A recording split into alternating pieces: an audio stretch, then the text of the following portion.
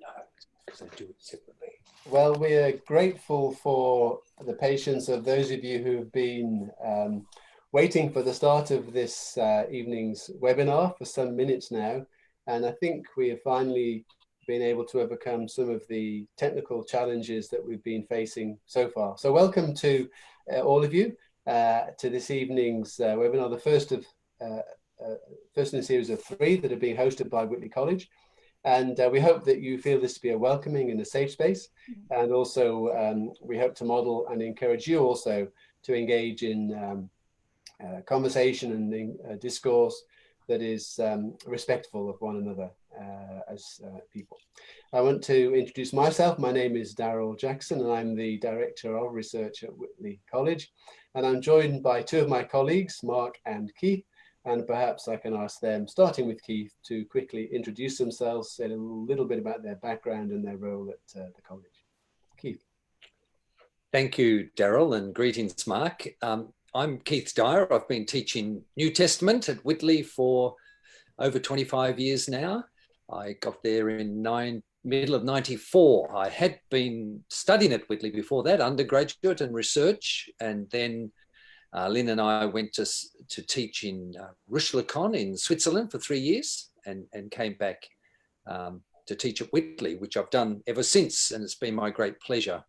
And in particular, to teach a unit each year with Mark. We teach a biblical themed unit.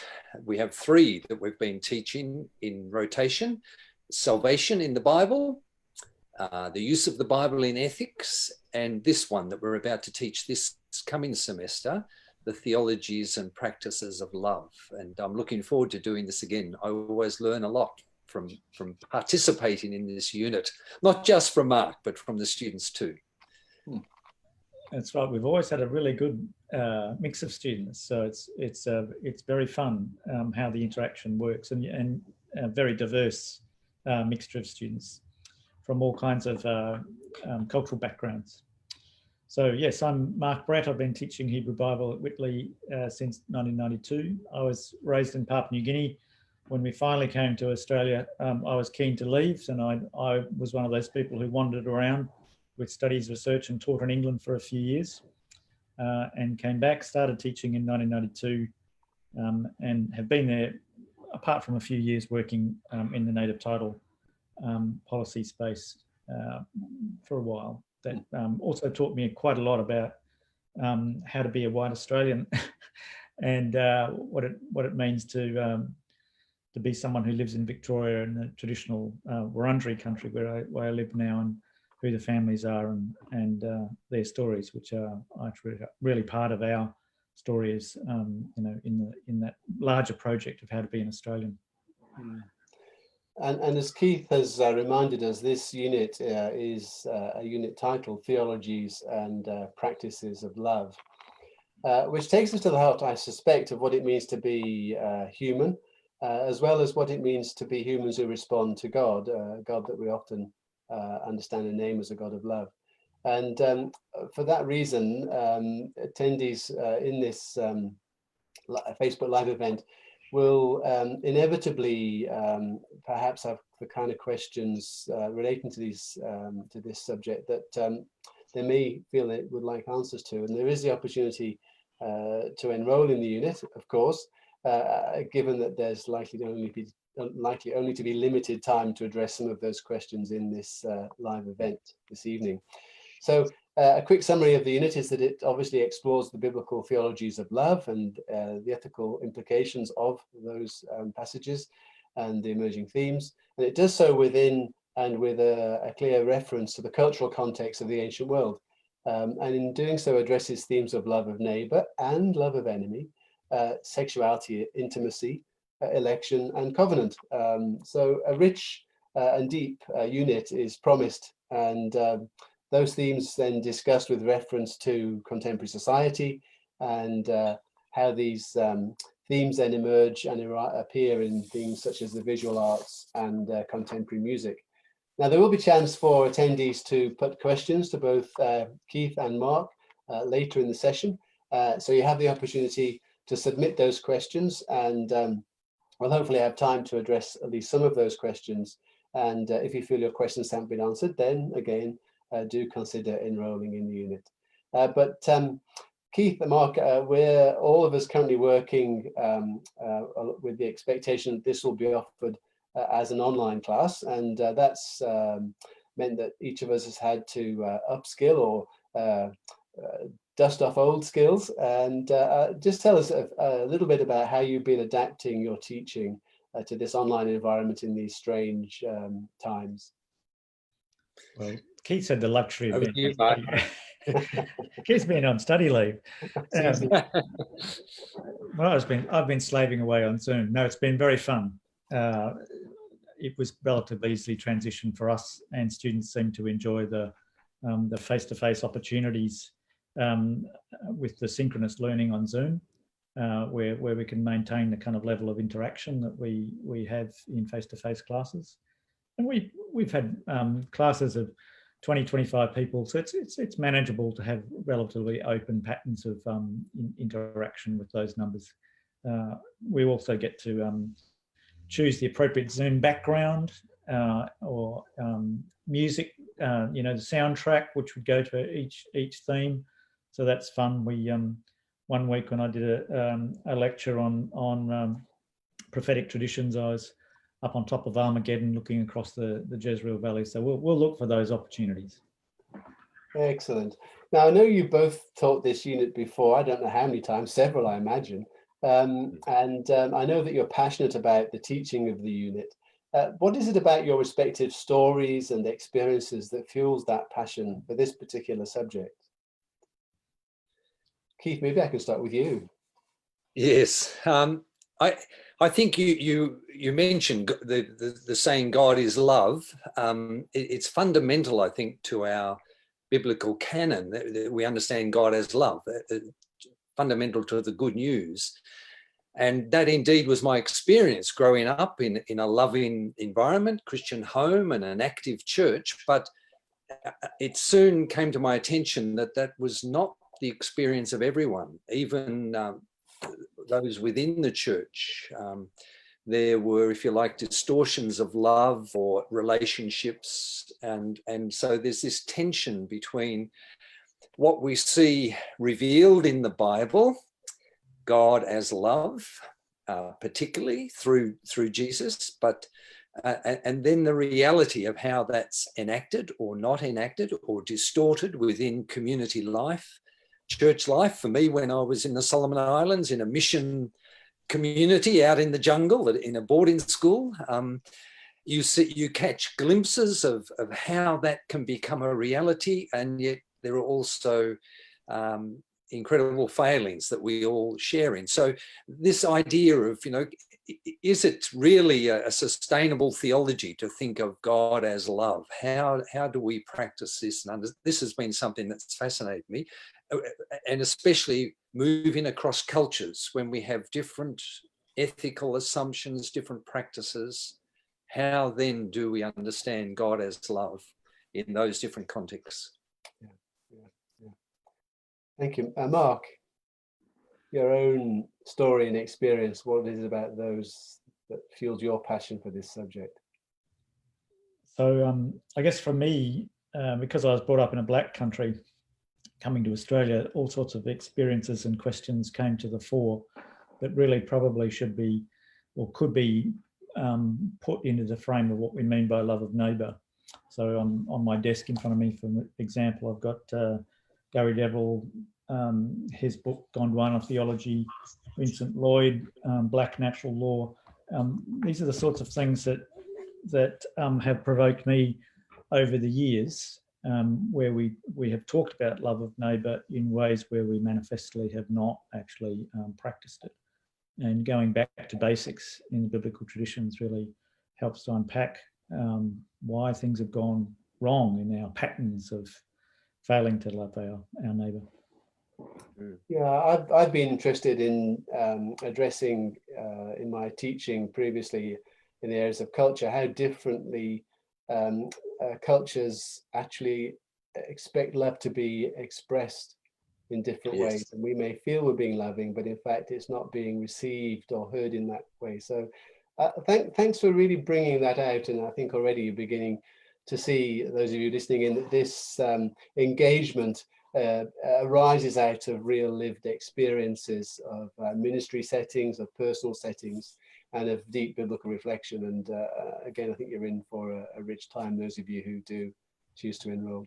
I'm sure as teachers, we've all had those moments when things in the classroom have taken a somewhat unexpected turn, and things that our students have said or things that we have been discussing have become very humorous at times. And Mark, I know that you're widely known as a lecturer who is not afraid to bring emotion into the classroom and to see that as part of the learning experience. I'm a cry.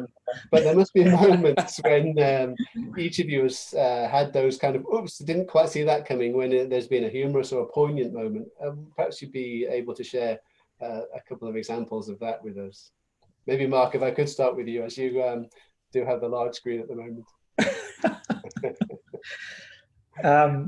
Yes, I think my students could probably tell you stories of being caught in lectures where I can't see the PowerPoint or can't see my notes because I'm just weeping. That can be awkward if you don't know material in advance of the tears. And over the years, at Whitley, we've had a lot of people either from Aboriginal backgrounds or refugee backgrounds. So these are tough life experiences that are brought right into the middle of the classroom. So this is not hypothetical when we get into the classroom. Yeah. Yes, and you notice the title of the unit is in the plural, Theologies and Practices of Love. For that very reason, in dominant white culture, I've had people say, well, it should be theology of love. There's only one, biblical, one Christian view of marriage or divorce, if it's allowed or if it's not, or, depending which side they're on. So they sort of stress this sort of monocultural view of the good news. But of course, the reality is much more wonderfully diverse and much richer than that. As Paul says in 2 Corinthians, the theology is not carved in stone. It's written on the tablets of human hearts. And it's as diverse as every human, but particularly as every language group, and I recall moments where we're talking about Christian marriage and we have very diverse groups in our classes at Whitley, which is wonderful. And there are some with that assumption of a sort of a white model of romance and engagement and marriage and so forth. And one of our dear brothers or sisters will sort of just point out that in their culture, it's actually a question of how many pigs you pay for your wife or how many cows you pay for your wife. This is still the living practice, not in Australia, but where they've recently come from. Or other cultures will point out that their family, there's a single child policy, and such diverse understandings of the reality of life. And these are Christian folk who are wrestling with totally different questions to what we might imagine. And it's wonderful to see people, their jaw drop and they think, oh, what is the good news now? My assumptions are suddenly, it's not that they're wrong, it's just that they're not universal. I thought they were. It's a wonderful moment when that happens, and it happens so frequently. Yeah. Now, both of you are biblical scholars of some repute and renown. Mark, you edit the Journal of Biblical Literature, and Keith, widely published in New Testament studies. And so each of you is trying to say something about examples and stories of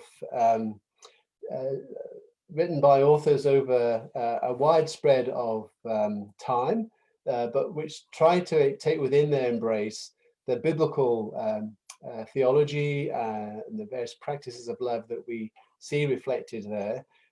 It's all set within the cultural context of an ancient world, which is far removed from ours, as you've just suggested, Keith.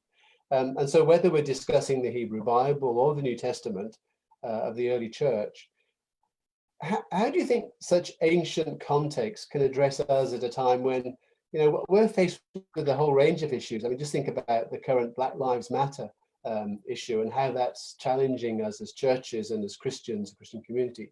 How do we make the Bible, how do we make our Hebrew Bible, how do we make this these New Testament texts relevant? How do they speak to us? How do they address us in such complex times? Maybe Mark, you'd like to start off on this one.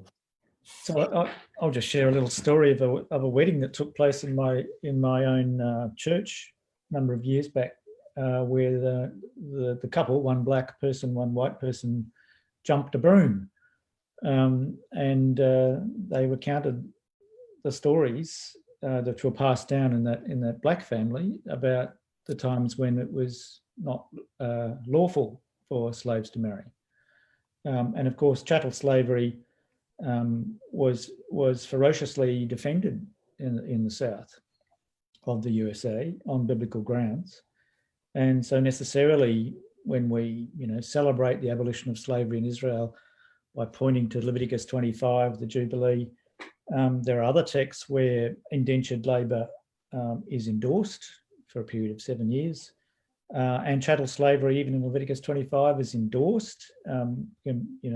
People can be bought and sold and willed as property.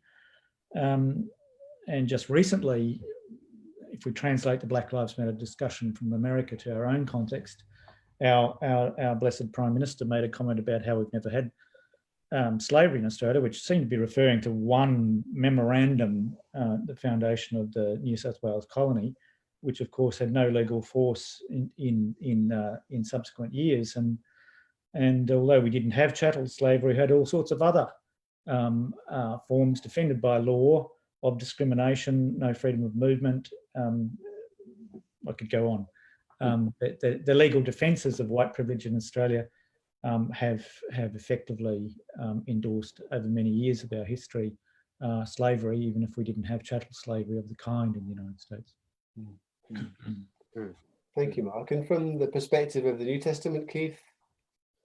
Well, it's interesting to me how often our culturally diverse students make direct links with the biblical narrative or issues in ways that show that their thinking and their culture is closer to that than it is to mine. It sort of short circuits things, and particularly it happens with Hebrew Bible often. Our Indigenous people relate very closely to some aspects of that, and Mark's right in the thick of that sort of dialogue. It's a wonderful thing to see lights turn on in texts that I sort of thought were pretty arcane and irrelevant. Suddenly they become live issues because they're in a different context. So yeah, context and culture, this is how we are to read together, to discern the word of God, a living word, not carved in stone, but living in each new location and place. And that's very exciting, I think.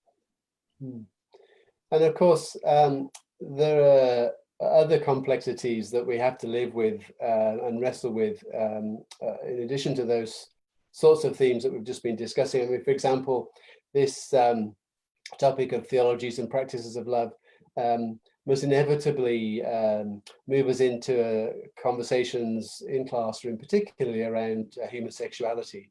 And one might even suggest that they're difficult to even address such matters in a full lecture series, let alone in a 30-minute online presentation.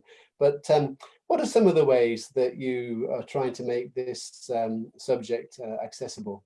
And Keith, maybe you could kick us off with this one.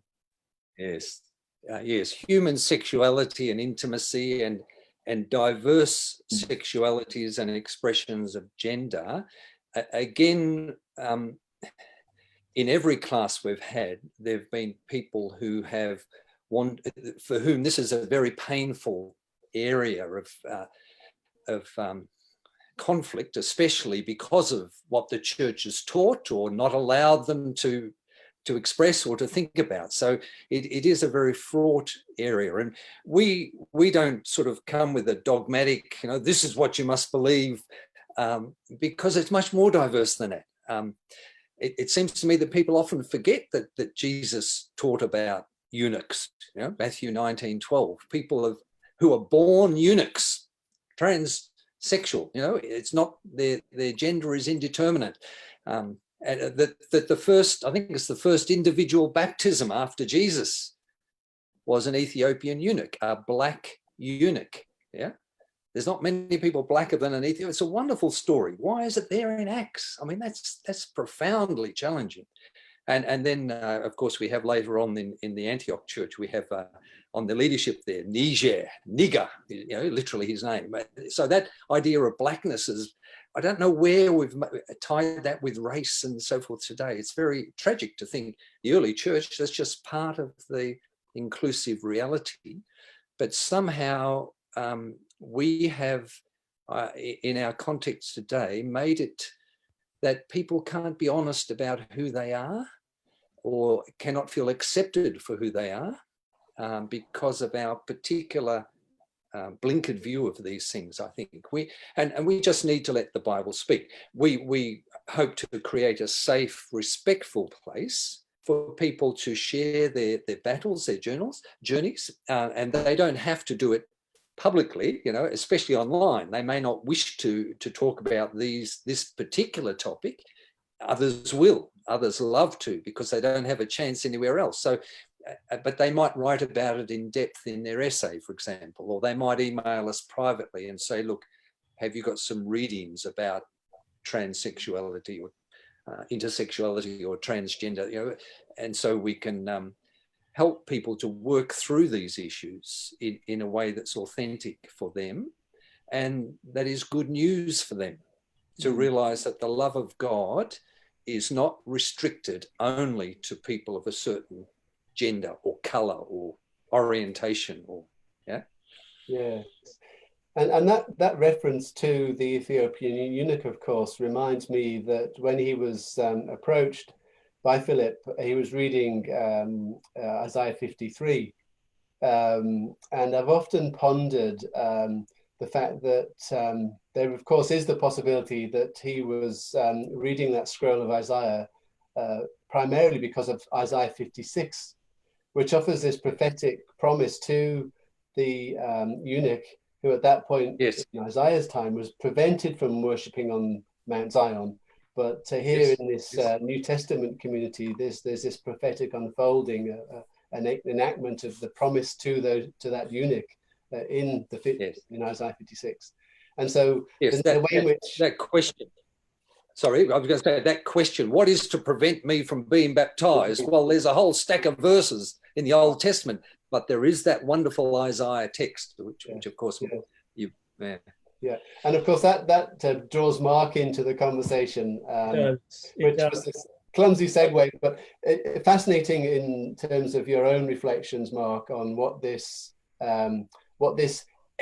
ancient texts, how they help us deal with these contemporary questions of human sexuality in a similar way to the way that Keith is wrestling with them from his perspective. Well, I have to say, I would love to have been a fly on the wall. I'd love to eavesdrop on that conversation. What they found in Isaiah 53. What kind of suffering did that man identify with that provoked those questions? That's a really interesting question to me.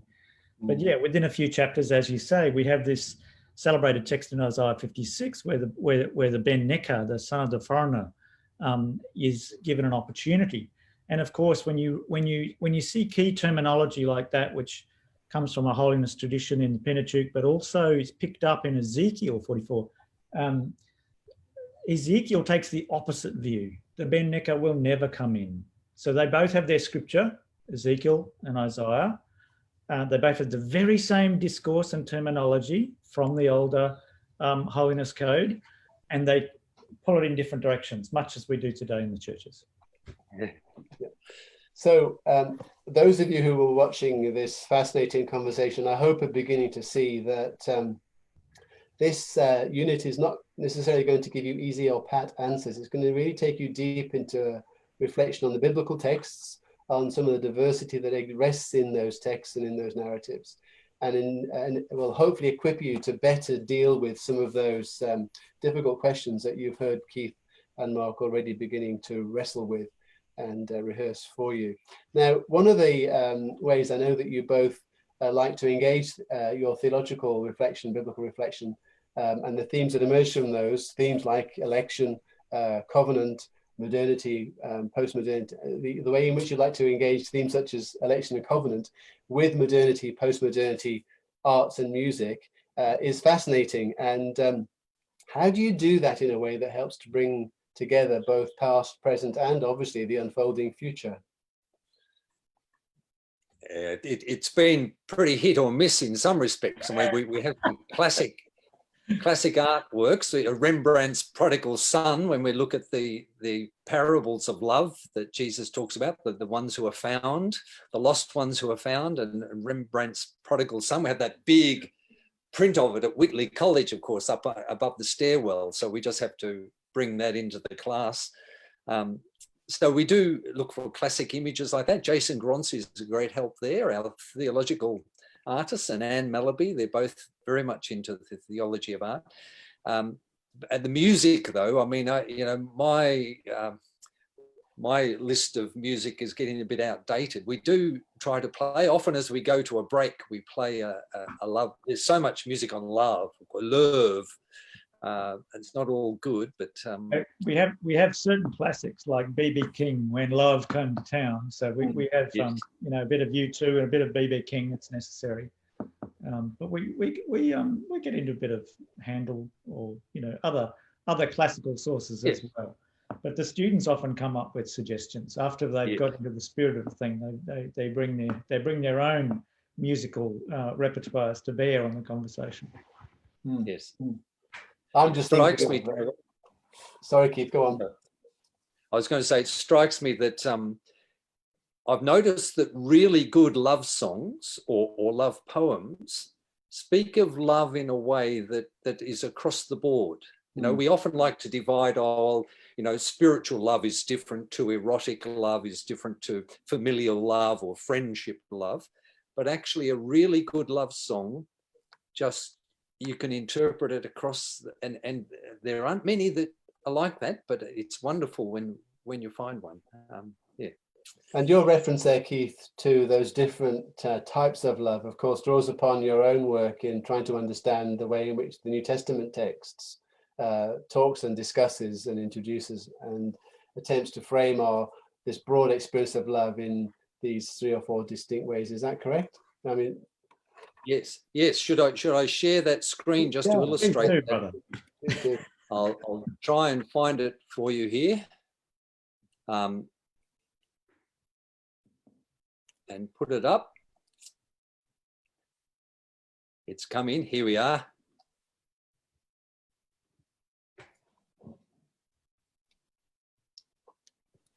Yes. Okay. Is that working for people?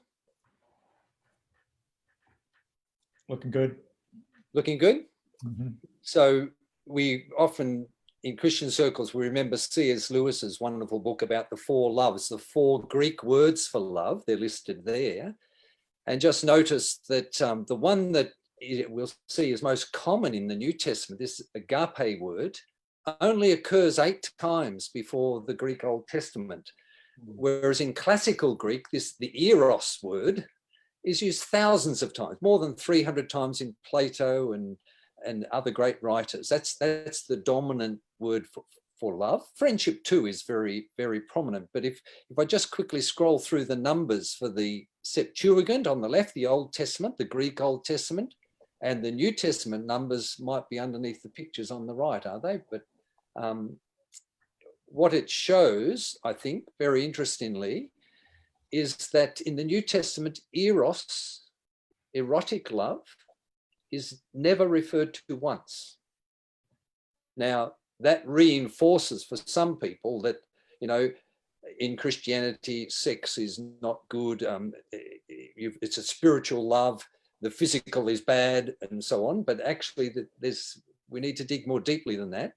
But we notice that the agape word is used so many times in the New Testament, but it hardly occurs in the classical Greco-Roman literature at all, around the time of the New Testament and before.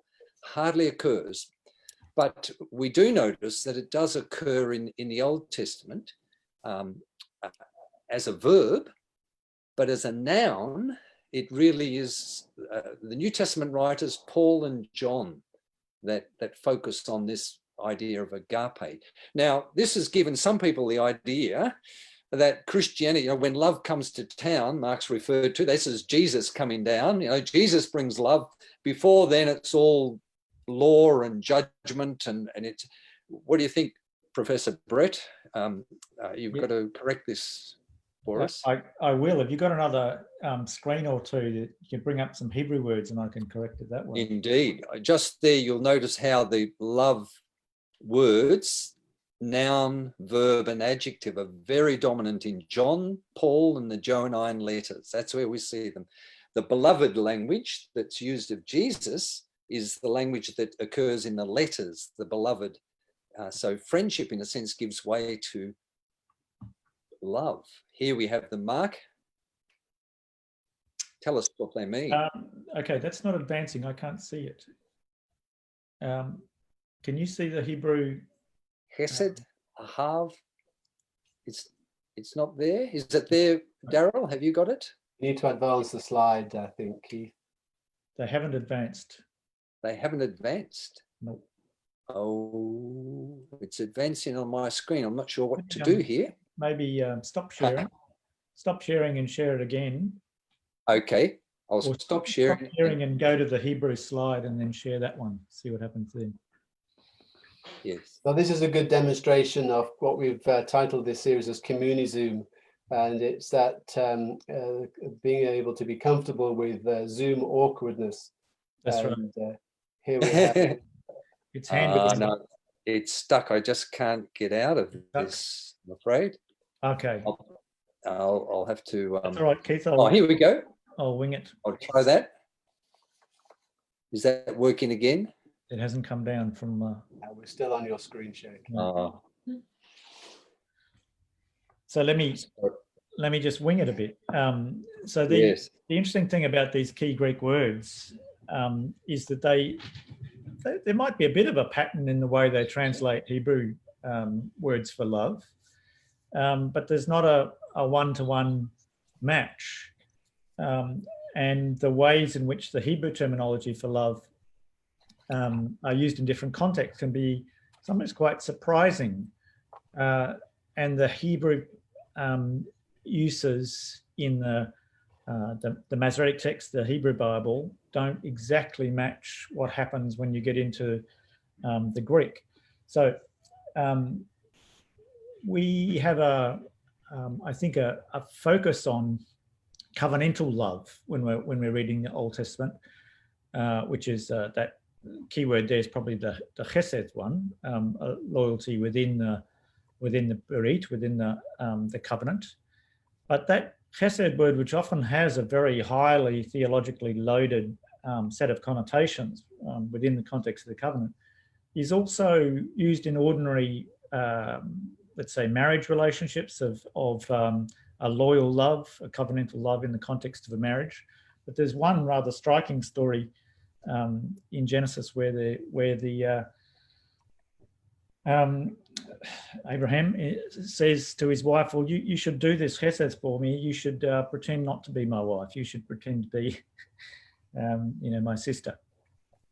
And there's a bit of a pattern of that happening. So how many times does he do that, Mark? That's with Abraham and Sarah. 3 times the story happens, twice with Abraham. So he doesn't come from you'd think he would have learnt the first time. So it is quite striking that theologically loaded word chesed is used in that Genesis narrative to talk about the loyal love between a man and wife, where the woman is going to be put in very serious danger. That's quite surprising. So there are other surprises, like in Deuteronomy 10, let's say, where it says that Yahweh takes a passion for Israel. So the election of Israel actually does use something like erotic language. Chashak is a more of a erotically loaded language to talk about God choosing of Israel. And of course, that produces all sorts of theological reflections subsequently about what does it mean for God to choose Israel and not others? Does that mean that God has an erotic love for Israel that's exceptional and exclusive, Israel alone? Well, there are lots of traditions that presume exactly that, and lots of theological angst in the Christian tradition about why that can't be the case. So these are things that we unpack book by book, tradition by tradition, idea by idea. And in terms of dealing with topics like love in the community, love within a community, against the backdrop of love of neighbour and love of enemy, what are likely to be some of the takeaways from this unit for students, do you imagine, or have you seen in the past? What do students take away from the unit as they consider these related themes? Well, one of the things I think it's important from the Hebrew Bible side, Old Testament side, is that people sometimes assume that the love of the stranger is a peculiarly New Testament thing, because God is more loving in the New Testament than in the Old. Of course, that's not the case. So when Jesus cites summaries of the law, love your neighbour as yourself, he's citing from Leviticus 19. The implication, however, in the original Hebrew is that the neighbour is probably from your own ethnic group. But if you just keep reading down to verse 33 in the same chapter, it's the love of the stranger as well. Love the stranger as yourself. So when those texts are taken along with Deuteronomy 6 into Jesus' summaries of the law, they don't translate exactly into the Greek. So where the Hebrew in Deuteronomy 6 uses 3 words to describe the comprehensive loves, the Greek uses 4, because the Greek has created a new kind of love, which is not quite heart love as heart love is talked about in Hebrew. So yeah, the Greeks get a bit more heady. And by the way, in Western tradition, romantic Western tradition, we have this classic distinction between head and heart. Love of God is more for the heart and not so much the head and so on. This is standard fare for the last few centuries, particularly in Protestant tradition. Well, it's unthinkable in Hebrew.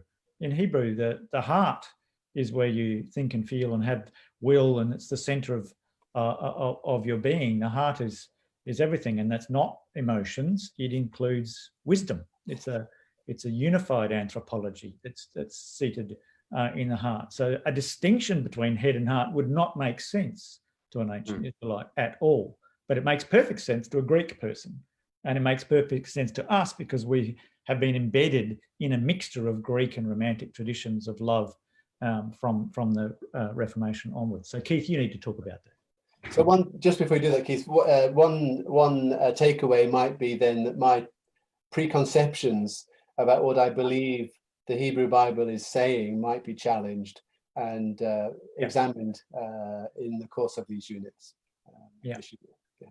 Sorry, Keith, you were about to say. Yes, no, I agree that I hope that this unit will open up for people a different range of possibilities and ways of thinking. Not that we are necessarily wrong, but just to make us aware that there are other good ways of understanding these words and these concepts, and rather than thinking only within our own framework and our own assumptions, we learn the richness of thinking with others who come from different assumptions and different cultural contexts. It really is a greatly enriching experience, I think, and I just love being a participant in this unit myself. I noticed that we have a question from Annika, asking that very question, interested in hearing your reflections on how perceptions of God's love have changed over time. And it was true, I think, particularly in the last century, this idea that agape was really a cerebral love, a commitment of the will. It didn't involve emotions at all. It's purely in the head, or in some forms of it, this more spiritual traditions, it's in the spirit, but it's completely separate from the physical. And we've had these sort of polarities and binary assumptions, I think, in modernist Western thought, which are partly true as far as they go, but they need the enriching of other cultures and other ways of thinking to restore that wholeness that I think that the Hebrew narrative in particular brings to us. I think there are analogies that we've often discussed in this class between the kind of communitarian bonding in Deuteronomy and the communitarian love in, say, John's Gospel. And there's some interesting analogies between those two, neither of which are universalist. So when we say, you know, community, let's think and love within community, sometimes that can have an exclusive connotation to it, as it does in some of Deuteronomy's texts, as it does in some of John's texts. But in each case, there are alternative traditions in the Hebrew Bible that go outside the community to the stranger who does not conform to your understanding of God and nevertheless are made in the image of God, or the love of enemy in the New Testament that necessarily takes you outside the comfortable kind of communal obligations and covenants that you might form with particular people in particular places. So in each case, there's a communal focus, but also a drive outwards beyond the community. Yes. And those tensions between the particular and the universal are played out in Jewish and Christian ethical traditions in quite different ways, depending on what period you're looking at. So Annika, we can take that up in due time. And we've also got a question from Jan, who is asking about the consequences of the language analysis that you've been engaged in regarding love for our understanding, for example, of what has been referred to here as New Testament marriage, divorce, etc. So Keith, maybe start with you, as this makes specific reference to the New Testament, and then Mark, yes, you may wish to jump in at the back of this in a moment. Yes, well, 1 Corinthians 7 is a big text here, of course, where Paul addresses these questions. And we often think this is a blueprint for Christian marriage and divorce, and people argue over what Paul's saying. But actually, Paul's in a very difficult situation here. He's addressing a community in Corinth, which is a Roman colony. It was a great Greek city, but the Romans knocked it flat and rebuilt it. It's a Roman colony settled by a lot of freed Roman slaves, freedmen who are acting for their masters back in Rome, a thriving port. And there's a Jewish community there. There are the original Greek inhabitants of the area. One thing that Paul is not talking about is Christian marriage. Paul never uses the word Christian. Christians are not a legal religion.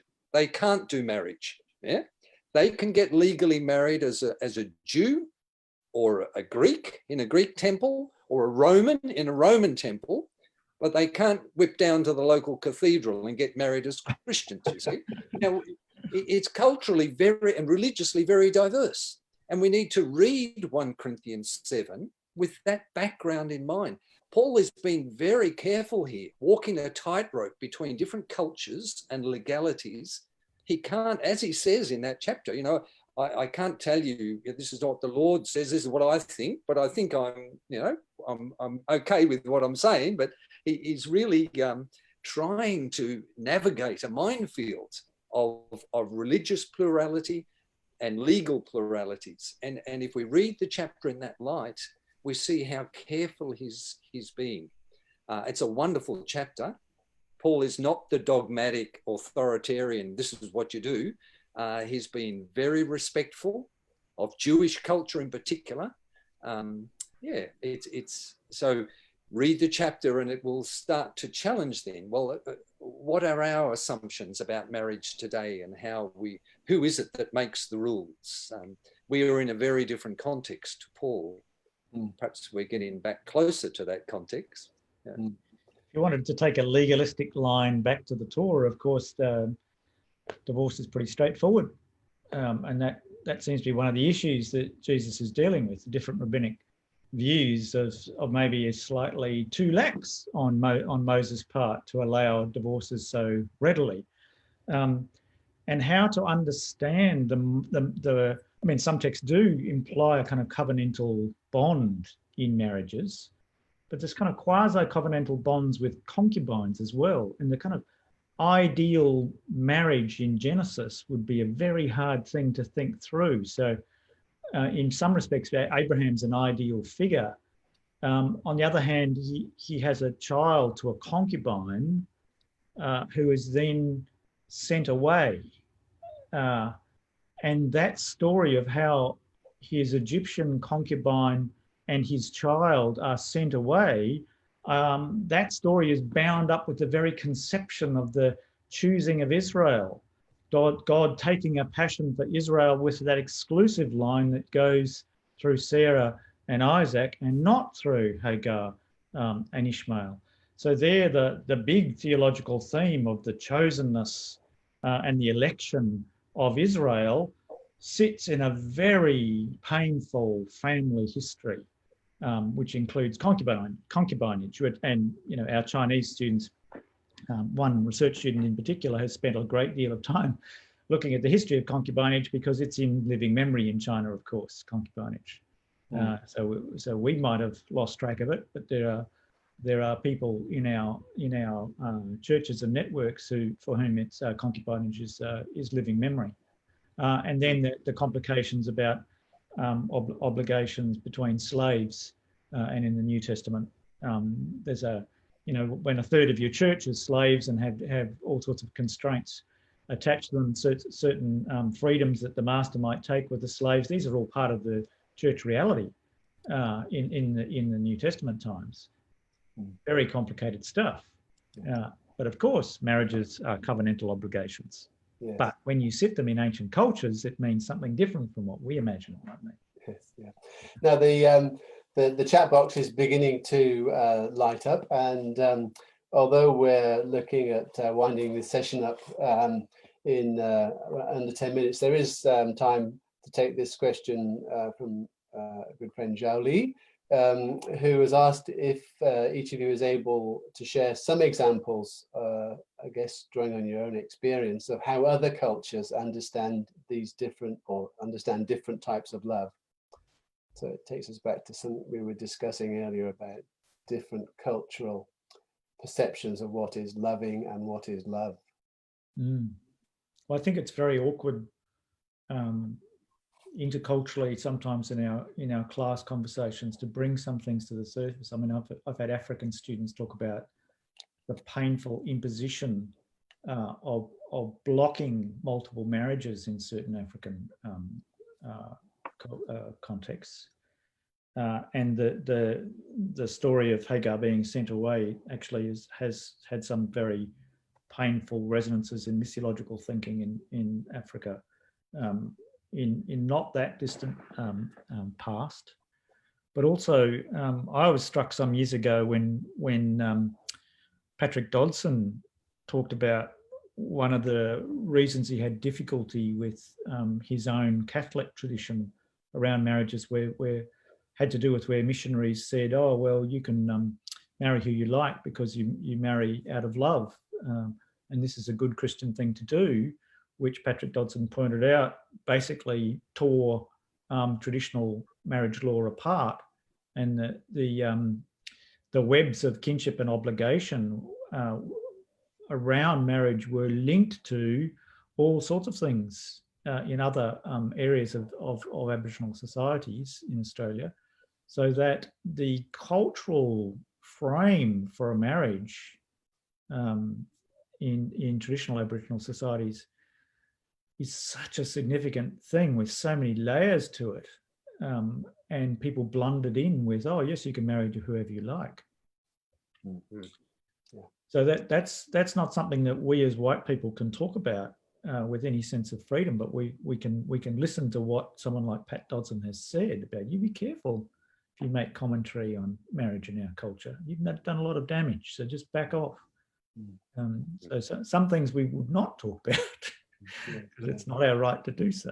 Yeah. Keith, maybe I can address this next question to you. And this is a question that's coming from John, who's asking about, I imagine, the extent to which we could describe slavery in our modern times, forms of bondage or bonded service, contemporary serfdom.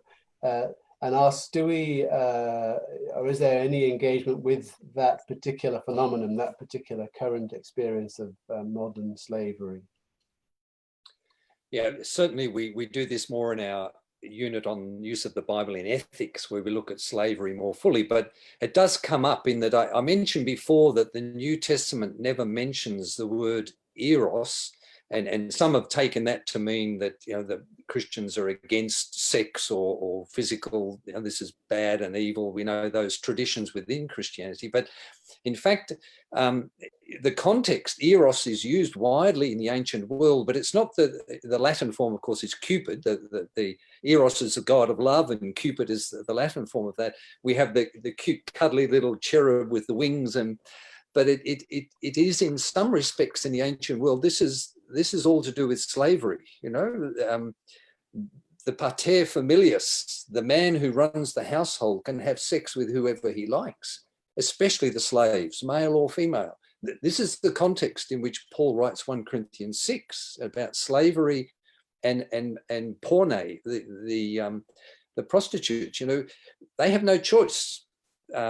Slaves have no ownership of their own body. Their master can do whatever they like, and so Paul, again, if we read 1 Corinthians 6 with this in mind, he's saying, listen, even though you are slaves, you go back to your masters who can abuse you. Don't forget, you are washed, you are redeemed, you are purified, you are sanctified. Even though they are ongoing victims of abuse because they're slaves, we would wish that Paul could, you know, overturn slavery. You can't do that in a society where more than half the population are slaves and you have a massive army to enforce it, you know. But you can sow the seeds within these alternative communities where slaves are recognized as equal. Indeed, we are all slaves of Christ together. You know, Paul talks about himself being a slave. He identifies with this. Now, how do we engage that today, where again we have, even in our legal brothels, supposedly here in Victoria, we have forms of sexual slavery, particularly women whose passports are taken from them, and we have some wonderful examples. Again, some of our past students have been active in ministry to the women in these situations, from our local Baptist churches here, and other a fabulous ministry whereby they visit and sustain them. And the question, you know, we can ask, as in Corinth, so today we could have women as part of our church who are ongoing victims of this sexual slavery, but the church sustains and loves and extends fellowship to. You know, there's a thought that would challenge some people, but it's a very biblical thought. This is what Paul's addressing. Well, I want to thank you both. Our time is sadly drawn quickly to a close. I want to thank you both that each from your respective reflections on Hebrew Bible and New Testament have enabled us, I think, this evening to see that if a student's part of these units, they're not simply going to be dealing with texts, as it were, in some kind of abstract locational setting, but they're going to be encouraged to think about the way in which the biblical narratives and the questions and themes that are embedded in those narratives address these sorts of questions that you've just been reflecting on, Keith. And I do hope that a student who is potential student considering enrolling in this unit can see that that's what they will be encouraged to do through this unit. So again, let me remind the attendees in this live Facebook event that semester 2, which starts on Monday the 27th of July, will give you the opportunity to study this unit from 2 o'clock until 5 o'clock on a Tuesday afternoon, and attendance will be online, and a possibility at some point of an in-class experience if state restrictions permit us to do that. The unit is open for enrolment, both to audit-based students, and you can do that at the regular cost of $500, but also for those of you who wish to attend this unit for credit, then enrolment closes on the 17th of July. So do get those enrolments in promptly. And I believe that enrollment details are included in this live Facebook event page, and you can pursue those for further information about how to apply and how to enroll. But equally, if you're unsure how to do that from this particular broadcast, then do please contact the college website, whitley.edu.au, and find your way to a page where you'll have details about how to make an inquiry, and just explain that you've been a part of this Zoom event and you'd like further details about how to enroll in this particular unit. So Keith, Mark, final words from you before we finally wrap up this session, please. I'm looking forward to it. It's always fun teaching with Keith. It's always backwards and forwards. We've been doing a lot on a Hardy thing for a long time. So it's very fun. Which is which? Yeah. Yes, and likewise, I should say too, Daryl, if this discussion has in any way evoked traumas or difficulties that people have experienced in the past, and we have not just biblical scholars, but pastoral care people at Whitley. And indeed, there'll be those participants in another one of these Zooms in a couple of weeks are experienced in dealing in these areas. And we would love to give you a supporting hand if you would like to contact us through Whitley, or if you're going to be part of this unit, then let us know offline. You don't have to sort of come out on screen or whatever. But we want to embody the love of God for all people in what we do and how we teach, if we can at all do it. That is very important to say, because I think practically every time we've taught this class, there have been very heavy conversations outside the classroom. And it is possible to open up other kinds of conversation after the formal instruction and find other forms of support, which has been a regular feature of the processes that arrive through this class. Thank you both, and that is a really significant point, I think, on which to end this evening's presentation. I trust that you found it both informative and encouraging, in as much as we hope to see at least some of you enrolling in this unit. And Keith and Mark will look forward to seeing your faces in those Zoom sessions, and possibly at some point in the future on campus. So thank you very much for being part of this event. We trust you've enjoyed it, found it informative, and we wish you God's blessings for the rest of this evening. Bye for now. Thank you, Daryl.